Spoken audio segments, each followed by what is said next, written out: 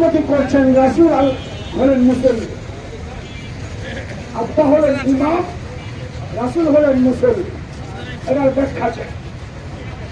মুহাম্মদ ইবনে সিরিন রাহমাতুল্লাহ আলাইহি বললেন, বাবা ব্যাখ্যা পড়েনি, আগে বাবার জানাজা করে আর কবর দিয়ে আসে।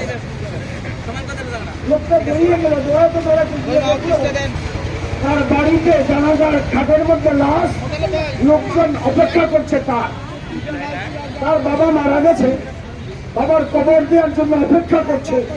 সে গেল, জানাজা পড়লো, বাবাকে কবর দিল। আবার কবর শেষ করে হুজুরের কাছে এসছে, হুজুর আপনি বললেন, ব্যাখ্যা চাইলাম স্বপ্নের, আপনি বললেন বাবার কবর দিয়ে আসো, গিয়ে দেখলাম তাই ঘটলো, ঘটনা কি?